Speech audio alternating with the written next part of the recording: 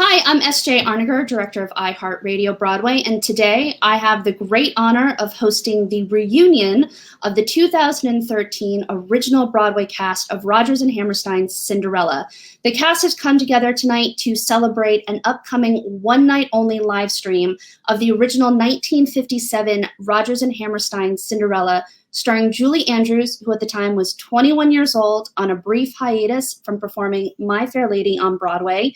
And the original airing of Rodgers and Hammerstein's Cinderella was the most widely viewed show in 1957, with an astonishing 107 million viewers that tuned in that night. The upcoming free live stream of Rodgers and Hammerstein's Cinderella will be on the Rodgers and Hammerstein YouTube channel on Friday, July 24th at 8 p.m. Eastern Standard Time, and also include a really fun virtual watch party on the Rodgers and Hammerstein Twitter and Instagram account, as well as Playbill.com's Twitter and Instagram account. And viewers can get in on all the fun by using the hashtag RNH Movie Night. The live stream will also benefit the Actors Fund, and viewers are going to be asked to generously make a donation to this amazing organization that is doing so much for our community right now, especially as we face COVID-19. You can make that donation by visiting theactorsfund.org/Cinderella.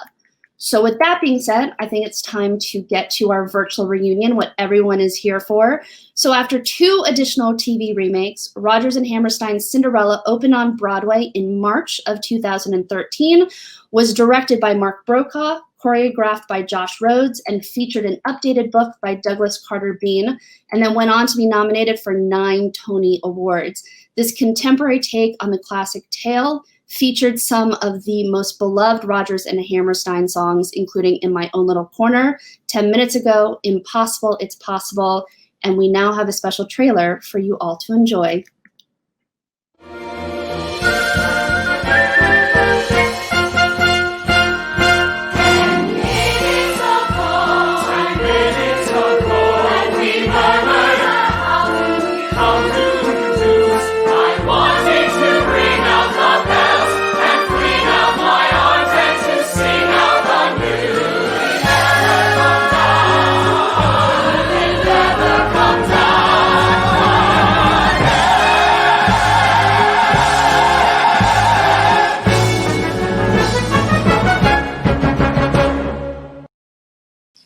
So please help me welcome 5 of the original cast members: Laura Osnes, Santino Fontana, Victoria Clark, and Harada and Greg Hildreth.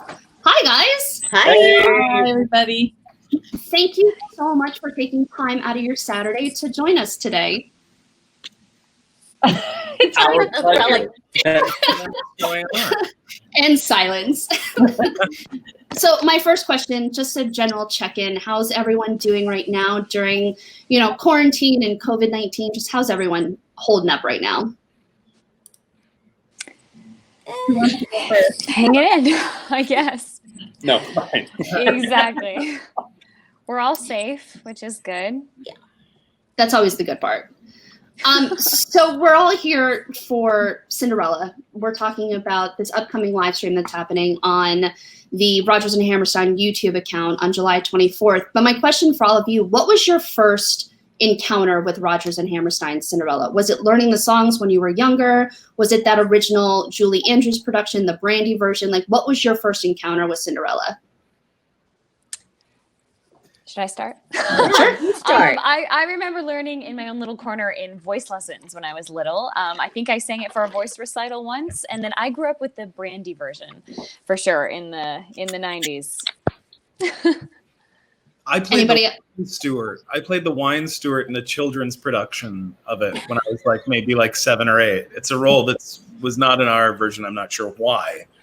wine steward. Yeah, he was like the wine steward. It was like when they're preparing the party, he has a bit of the song, a bit of the Prince of Example, he reads the wine list. And what was it, Greg? Do Nice. you remember it? I don't remember it. And I Yes, honestly you do. Yes, you do. No, I'm not warm. Put on the spot. Yeah. So when you all were preparing to do Cinderella in 2013, what was that process like of creating Cinderella for the Broadway stage? I know, Laura, you had been a part of early readings for Cinderella. but there was so much magic that came to life with this show. It was a huge musical. So what was that process like for you all? Yeah, a lot of us were a part of the original readings. Santino, Vicky, and Anne, and Greg came along maybe 1 or 2 readings later, but we all were part of the development very early on. And it was really special to go from, a 29-hour reading to, we did like a lab production, which was like a 4-week kind of staged, choreographed, memorized version into like another reading. I know. we did a 4-week workshop. Yeah, yeah. Don't you remember it was like a dance theater, like on 19th Street? Yeah. Oh my with god! The skirts, big skirts. You don't remember this? Oh okay. yes, it's coming back. The tree giant, like an early version of the tree giant and the horse on people's shoulders. So it was really special to see it finally come to life after seeing little bits of it over the years and getting to really develop it together for almost 2 years, because we didn't go out of town. We did all of the development in New York. So it was really special to, develop our bond as a cast over that time before finally making it to Broadway at the Broadway Theater. And the show changed. The show changed dramatically in previews, which is not always the case. But this show really did. I would say. I mean, we changed a lot of stuff. We changed a lot of stuff, which isn't always, it's not usually normal for that many changes to go in. And for somebody who's just tuning in for the first time to learn about the preview process, how much was changed during the previews, and how difficult is that as an actor to be able to keep up with those changes while you're, performing for a live audience? Greg? Greg. Yeah. It's really exciting. I think a lot of incorporating a lot of changes throughout previews is always fun, because it feels like the reason why we like to do theater in the first place. It feels like really live. And, there were certain days where we'd rehearse 4 or 5 different options of the same scene throughout the day. And then at night, you'd right before you'd walk out, you'd be like, oh shit, which one did we decide on? It gives you a little boost. So yeah, it's fun. It feels alive. It feels like theater is a thing that is alive. And whole songs were added and cut in the final weeks. Whole songs. Do you guys feed off of that energy with one another when that is the process? Is it just sheer terrifying? We try to support each other, and just I don't know, hold lyrics backstage for people that need them, or just I've held lyrics for people on stage sometimes, just to make sure that if they need to look at something at the last minute, or we know we're all in this together. There's a reason why theater people embrace each other like war heroes, on the sidewalk. We haven't seen each other in a while, because we're in the trenches. We're in war sometimes when we're learning the material. And I think Douglas Carter Bean worked really hard with Mark and Josh to find a story that was a little edgier, funnier, and took advantage of all of us. They really wanted to, let us sing with our parts, and kind of wrote to our personalities, which was so special. We were so lucky. And I think that goes into my next question, because Douglas did update the book for this version of Cinderella for Broadway.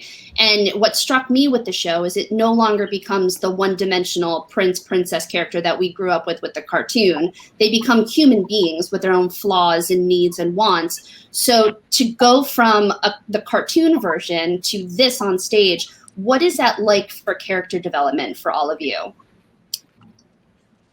We should go around and tell say how it worked.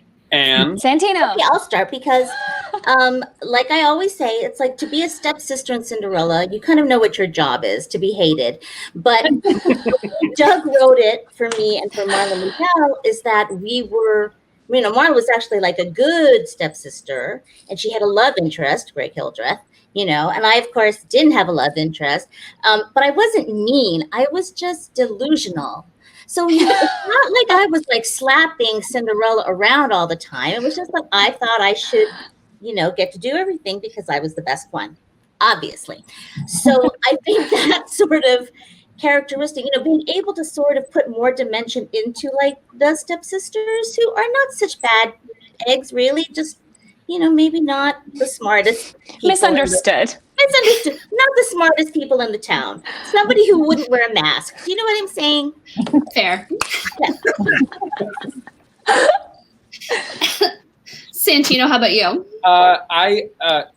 When Robin Goodman, the producer, approached me about doing the reading, I was like, you don't want me for this. What do we know about the prince other than that he's like supposed to be like a model? No. And then I was like, no. And then I read the script, and my first line was, I slay a giant, and then it was, I just wish I was doing something more important with my life.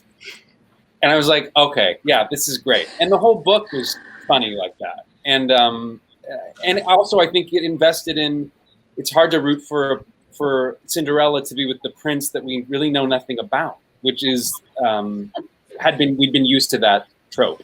So, it's lucky for me that Doug really, made him different, which was super fun to play. And I got all those great songs at the same time. So it was great. Yeah. And Laura, the same thing for you with Cinderella. This is not your typical Cinderella. She's a very strong-willed being and not a typical princess. So again, with the character development for you, what was that like? It was great because there was a mash of what you expect Cinderella to be, known throughout the land for her charity, generosity, kindness, and forgiveness. So yes, there was that element to it, but she got to decide her own fate. Doug added the part of her going back to grab her shoe at the end of the ball at intermission. And the audience going like, what? And then at the second event, the banquet in Act 2, she chooses to leave her slipper and says, find me. And I think in a way, she's the one who helps save the prince instead of the prince is the one helping to save her. And having a three-dimensional prince was definitely necessary. And it was no one but you, Santino. You were it. It was so good. And Victoria, with your character of Marie, she's definitely not the fairy godmother that we all come to expect from the Cinderella classic tale. She's a piece of work, and she's a really fun character to watch develop throughout the show. So what was that like for you? Well, actually, I was doing another show that Douglas worked on. I was doing Sister Act at the same theater, actually, at the Broadway theater. And Doug popped into my dressing room one day and said, I think, I have your next part if you want it. And I was like, oh my God, an actor never, ever hears. And he said, I'm thinking about making the fairy godmother sort of like the town bag lady.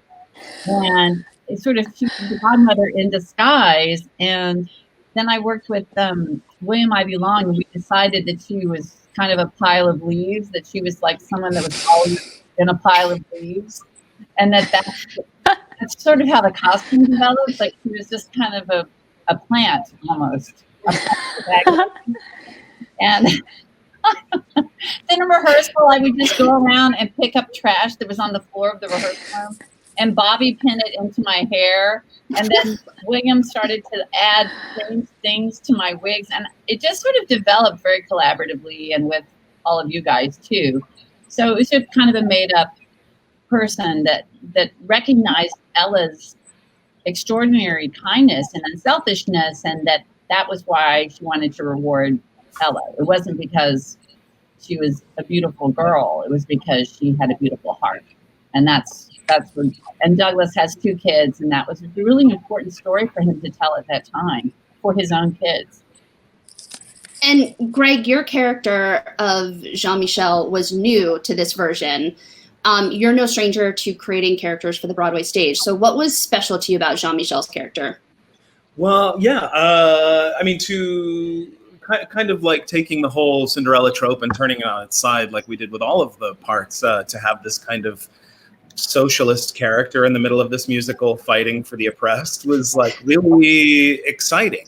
It made me excited to do it. And also to, something that I thought was quite impossible, to coin a phrase, was originating a role in a Rodgers and Hammerstein musical, because, as you know, they're both quite dead. So that was also very exciting. More to wear. What time? That is true. Yeah. So that was exciting as well. Yeah. And like Anne was saying too, Doug wrote to all of our strengths. The more he got to know us, the more we got to know who our characters were. I mean, that is kind of the dream scenarios, to have the book writer writing for your own personalities. Yeah. It sure is, yeah. And what was so cool is that it felt like we were creating something new, and yet we had the brand of this iconic title that made us instantly popular, even though we were seemingly new, a new thing too. It was kind of the best of all worlds. The score is so strong and so beloved. There's just no way you can't respond to that music. I mean, I don't think so. And we had access to other songs in the trunk. Like I sang a song that was originally cut from South Pacific. So we have this access to this kind of, dearth of great material. And speaking of songs, and Stepsister's Lament is probably in my top 5 favorite musical theater songs of all time.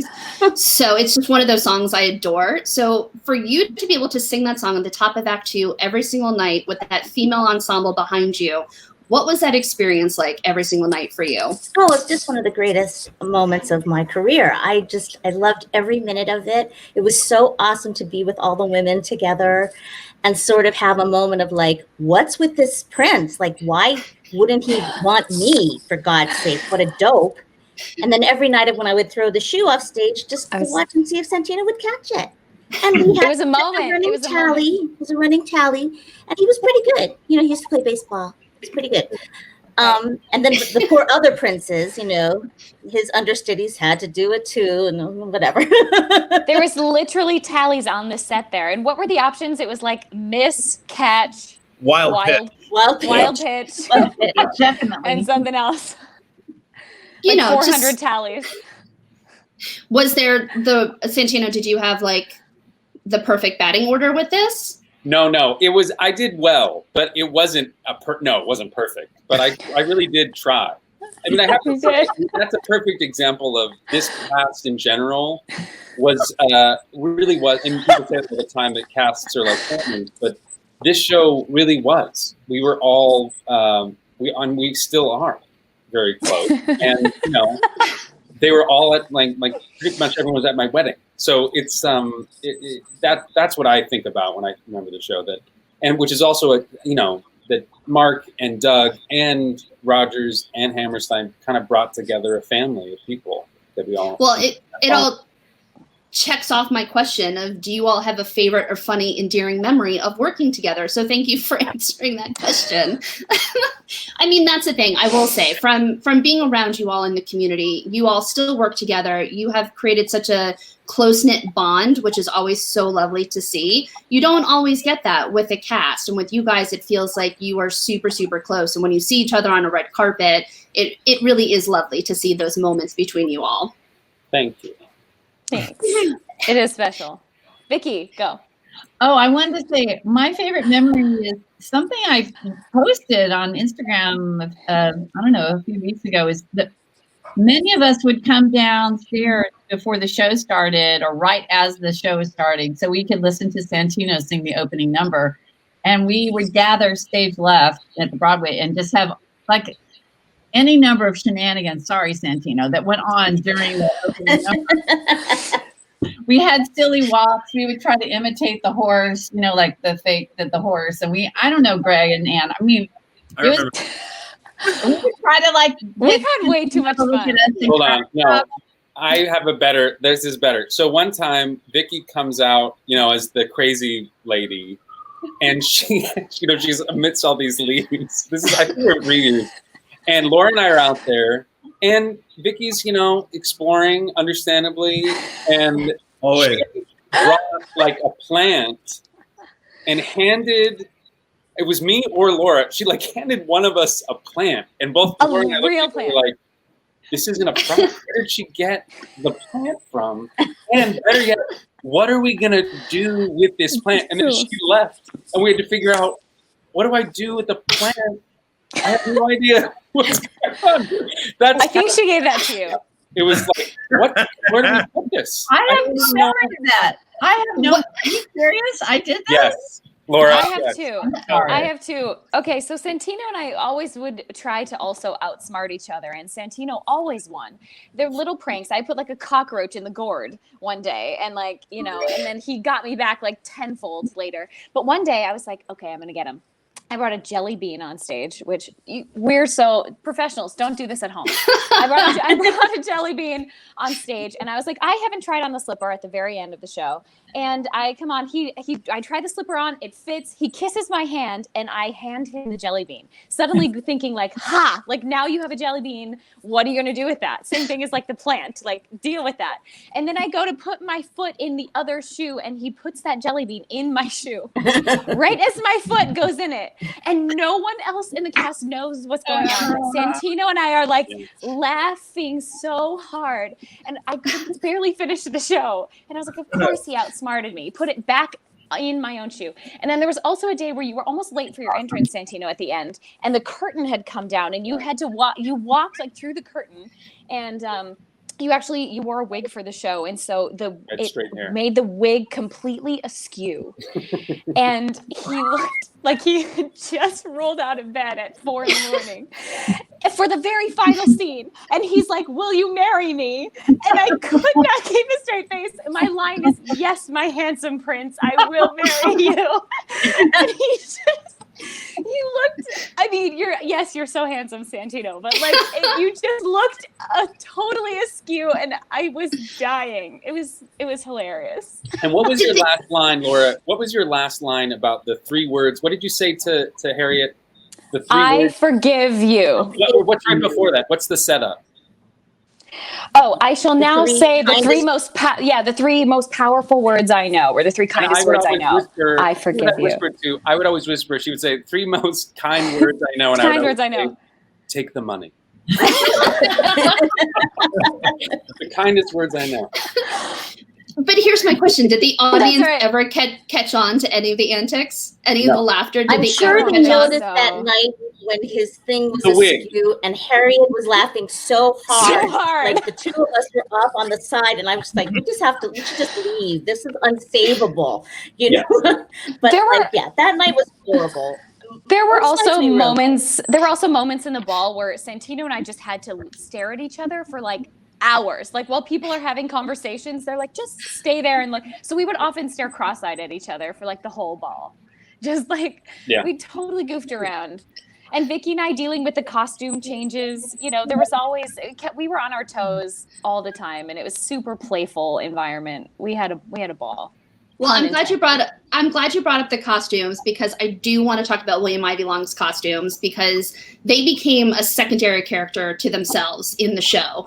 So with Laura and Victoria, your quick costume change, which have become these iconic moments for musical theater, and people still look at that one clip on YouTube all the time to see how it was done.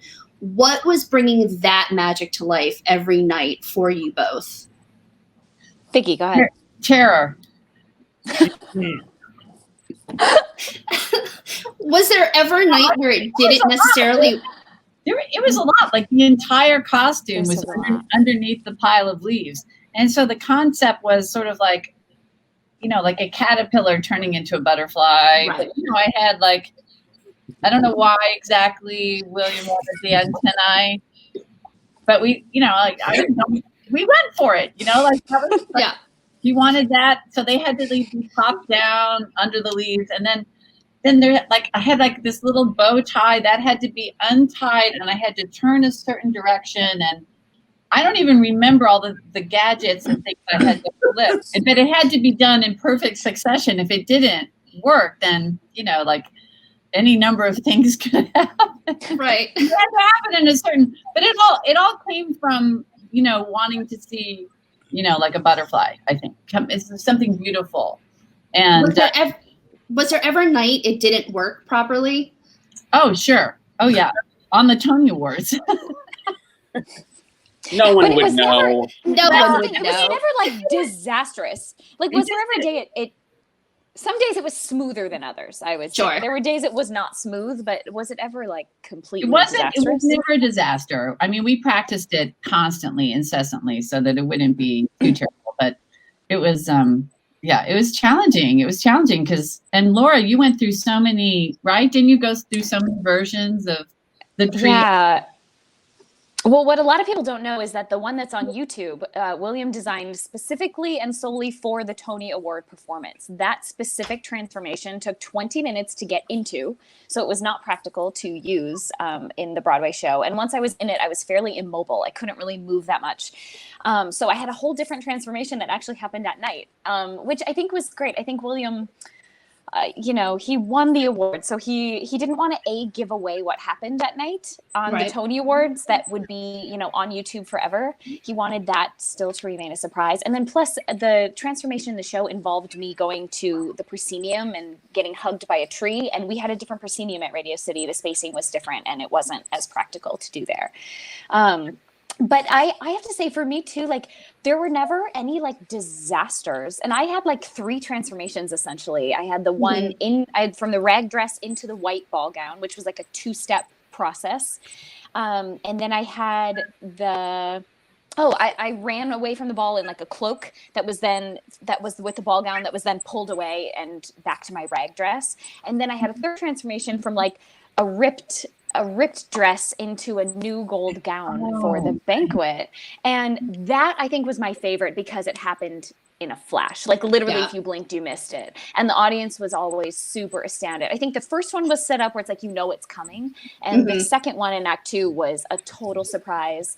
And that one, the only disaster that ever happened with that one was that a lot of times a couple times the rip away dress, the first one, came undone a little too soon. So I had to like hold it together during the scene before so that, it could be revealed at the right time. But it's all old school stage magic. It's snaps and Velcro. We're not relying on technology and smoke and mirrors and things like that. So like Vicky said, it was both empowering to know that I was the one in charge of it. Like I wasn't relying on someone else, but it was also terrifying because if something went wrong, it was probably my fault. How many versions of those costumes did you guys go through until you got to the final versions for the Broadway opening? Many. In fact, we couldn't really do my fittings on the floor. So I think we were at Parsons Mirrors and I was up like 5 or 6 feet in the air, hanging onto a ladder. And the only place that had a high enough ceiling was right where the elevator doors opened. So some people would get off on our floor and they would see this giant pink thing, like literally hanging and getting so we went through several versions, but I think we had to be in the parade. So we had a different version for the parade, for Thanksgiving parade, before we even started rehearsals for Broadway. Right. So that was a different version. I don't know actually if mine changed that much. Like William had a vision as to what it was, and once we kind of tried it, I had a whole afternoon of tech rehearsal. It was just like 3 hours to run some of my transformations, and things were refined over time. But like William's super smart, and he had a really Vicky's was more intricate, and you were more collaborative in the process. He was more like, this is how I envision yours happening, let's see if it works. It was and then I feel like once we had the opportunity to practice it a little bit, I got pretty smooth at it. I mean, watching it on stage, watching it in the audience, I mean, it truly is such a fun old school musical theater stage trick. When I saw it, it was both of them were seamless, and it's just, as a musical theater nerd, it's so cool to see. So what I love is that William wanted it to happen before the audience's very eyes. He wanted people to buy a ticket to come back again to see if they could figure out how it was done, Right. So Santino, when I told people I was doing this interview, the 5 people I told, they all had the same question for you, is can you still say Prince Topher's full name? Oh gosh. Christopher Windermere. I never had to say it. Yeah. I never said it. Peter. Oh I don't remember. His Royal Highness Christopher Rupert Robin, Windermere Vladimir Carl Alexander Francois Reginald Lancelot Kermit. Windermere Vladimir. Remember that. Herman. Gregory James is getting the ball. Yep. I basically said he never had to say his name. It was in a song, but they all said, ask Santino if he knows his full name. I should know that. I'm embarrassed. I didn't remember that. Oh, God. Good thing you have us. Yes, thank you. So with Cinderella, we also had Herman the fish. We should talk about Herman the fish. Oh yeah, and Sherman. And Sherman. And Merman. And Merman. None of them are with us. No, they all died. R.I.P. That great fish bowl in the sky. I think this goes back to the fact that there were a lot of antics backstage with this cast. Yes. There were fish. We all had fish for some reason. Crazy. So with Cinderella, I mean, we're here to celebrate the airing of the 1957 Cinderella with Julie Andrews. What do you think it is about this musical that 63 years after the original airing on TV still is such a significant musical? That score, those songs, people will never forget them. I mean, I did it. Funnily enough, I did a television episode where I played somebody who had a really severe case of herpes. Yeah, you're not going to use this, but I was doing a guest spot on a television show before Cinderella. Wait, this was an acting job? Yeah. Okay,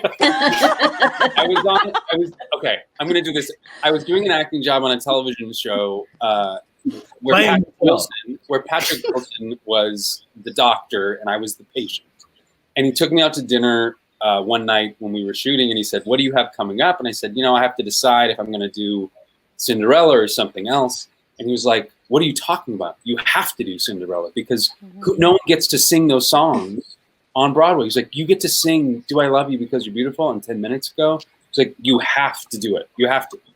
And I called, I think, Ted Chapin not too long after that. And I was like, I think he really convinced me that, he's right.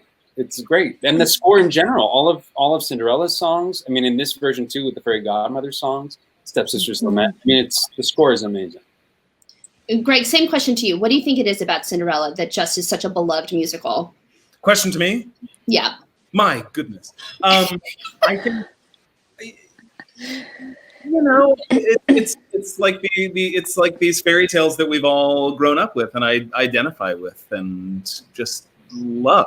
I feel like Cinderella was one of the first stories I ever heard as a kid. So there's like a deep nostalgia for the story itself and also now for the musical. And with Rodgers and Hammerstein's music, the catalog is just some of the most glorious music ever created for both stage, movie, you name it. Why are these songs just so beyond perfect? I mean, I love them, but why are they so perfect, Victoria? Yes, may I speak? I mean, listen, Julie Andrews was so incredible. I grew up listening to her as a little kid and thinking that I would love to be able to sing like her one day. And she, I think Laura is a sort of our modern day Julie Andrews. And she embodies a lot of the stuff that, a lot of the beautiful qualities that Julie Andrews did, and just like a poise and a beauty and a big heart. And I think, finding Santino and Greg and Harriet Harris and Anne and Marla, I mean, and yourself. Well, but I mean, finding these 20th or 21st century actors to play these iconic characters really brought the show brought a fairy tale into modern day. And there's something about the idea now, as we're sitting here in this pandemic, and I'm thinking about this idea of hope being our fuel, and how if we don't have hope, we lose everything. And that's really a lot of the show is about transformation, but it's also about, think big. Think, it is impossible. What you want is impossible, but it's still, you can have it. You can make it happen. And I think, those things, they seem like really pie in the sky or corny things, but actually we have to have those dreams now. We're not going to make it. And amen. With hope, that whole sentiment, the Actors Fund will be the beneficiary for the live stream on July 24th. Just for a sense of you all as Broadway community members, what has the Actors Fund and their initiatives, especially with helping raise money for COVID-19, what does the Actors Fund mean to you all? Well, I'll speak to this, and I'm sure Santino can too. When I was, looking for medical assistants I called the Actors Fund, and they were right there with a list of practitioners and with a list of advice to give me in a completely judgmental kind of a way. I just sort of looked to them as like our backup, like someplace we can go to that we can trust and that will help take care of us, with their new facilities, trying to make it easier for everybody in our community to get seen with or without insurance. I mean, there's so many things, there's so many parts of being taken care of right now in our society. And as actors, we don't always have kind of like a financial cushion like other people. And so to know that you've got, somebody behind you is very, very important. Especially since now we don't get to see each other. We don't get to hang out. We don't get that kind of personal contact. It's imperative that somebody's there. Like if you're sick and you need help, you can call the Actors Fund, and that is it, bottom line. And I think that's very important. I think the whole point of Cinderella is obviously we're taking care of each other. That's what we're supposed to do as a society. Okay? Everything else is just whatever. But Cinderella is about taking care of each other. Yeah. Santino, anything on the Actors Fund from you? I second everything Anne said. I mean, I had a pretty serious injury where I didn't know what was going to happen to me, and the Actors Fund stepped in and set me up with help in so many different ways, and I owe them a lot. And I also think, and I suggest people reach out to them all the time, especially now because everything is on pause in a way, or slower than normal. And the one thing that, there's no theater actor right now working in theater. Right. So, and the Actors Fund is a resource that is it is actually going to be able to help people financially. So anybody giving, and if they can, is going to help people who were entertaining them 3 months ago and now have no job and no idea when their jobs will come back. I mean, it really is, as devastating as this has been for every industry, the theater industry will be the last to come back. The last. And I also think that the theater industry, from our community, we are always the first ones that jump into helping our fellow community members because we all learn empathy in this craft. So I just want to say thank you for jumping on this call with me today to talk about Cinderella, to talk about the Actors Fund, the live stream that's happening on July 24th. I think right now we all need some positive reinforcement, and Cinderella, I think, just helps focus on that too. Impossible things are happening every day. Yeah, exactly. Look at Santino bringing it right back. He knows his name. He knows that. Again, thank you guys for joining me today. Again, the free live stream of the 1957 Cinderella with Julie Andrews will be on the Rodgers and Hammerstein YouTube channel on July 24th at 8 p.m. Eastern Standard Time. Make sure to follow RNH and Playbill on Instagram and Twitter to join their virtual watch party. Thank you to Laura, Santino, Greg, Victoria, and Anne for joining me today. I'm SJ Arnegger, Director of iHeart Radio Broadway, and I hope you enjoy the show on July 24th. Thanks, guys. Love you. Thank you. Love you guys. Bye. Bye. Bye.